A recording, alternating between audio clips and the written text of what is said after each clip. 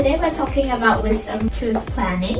One of the key things we actually look at is the angulation of the teeth, if they're upright and functional, or if they're impacted and not very functional to your general use of your teeth. We usually start off with an x-ray. It's a good tool to screen.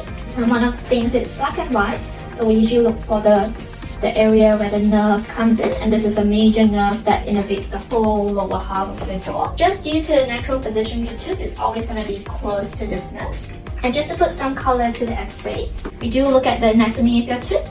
So some people have really curved roots. If we can see the whole tooth clearly on the x-ray, that would be really helpful. And if sometimes in such a case where it's not very clearly shown out, we might need to take a 3D x-ray just to get a better idea. Sometimes the tooth is sitting really close to the nerve, so it'll be this blue area over here. Alright, and the x-ray and the 3D x-ray will help guide this tooth safely for you.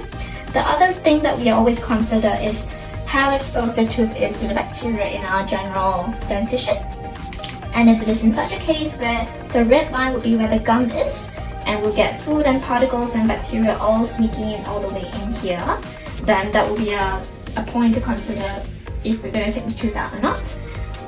The neighboring tooth is upright and functional. We want to keep those molars as they're important to your chewing. And when things always get stuck in here, we start to get decay on the next door tooth. Alright, just due to the general position of it, the decay is always going to be close to the nerve of the functional good tooth you have next door.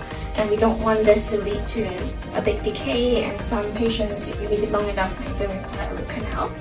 The other thing is that with the wisdom tooth in place, we often get bone loss of the good neighboring tooth as well.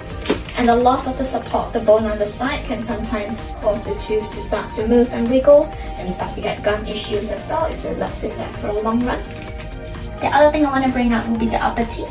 Sometimes they do come down, they have enough space, and as such this patient, they're stuck up here. For the upper, what we look at is this big air space over here. There's just that space between your eye and your teeth. And oftentimes, again, due to the position, it is going to be closely placed to the sinuses. And again, if the 3D x-ray is needed, that will come in handy to help your doctor discuss with you on the pros and cons and the risks and the benefits of the procedure, whether we're monitoring it or advice to take it out.